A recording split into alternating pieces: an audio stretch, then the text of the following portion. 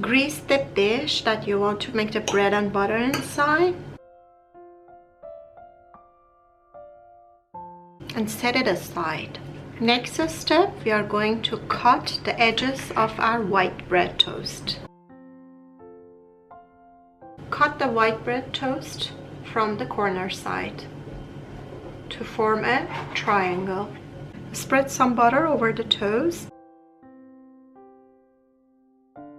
and arrange them inside your tin. At this stage, if you like sultanas, you can, after one layer of the bread, you can just sprinkle some sultanas over the toast. Because I do not like sultanas, I'm not going to add it, but you can add it because this is a part of a traditional bread and butter recipe.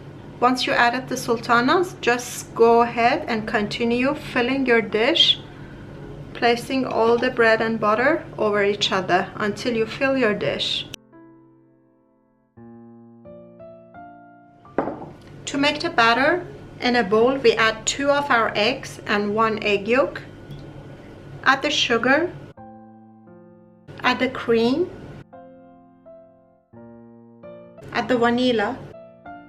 If you are a fan of cinnamon and nutmeg, you can add a pinch of cinnamon powder and a pinch of nutmeg. It's going to make it great, but if you do not like it, you can go ahead without these two. Mix everything. Add the milk. Stir well. Pour the batter over the bread and butter. Let the bread and butter sit for 15 minutes in the room temperature. After 15 minutes, before placing it inside the oven, we sprinkle a tablespoon of brown sugar on the top.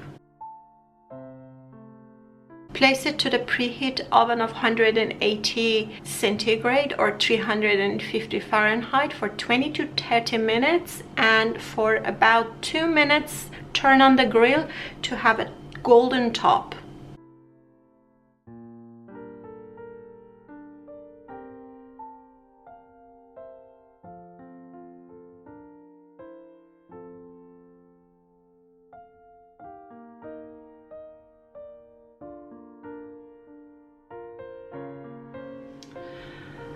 It's completely ready to serve.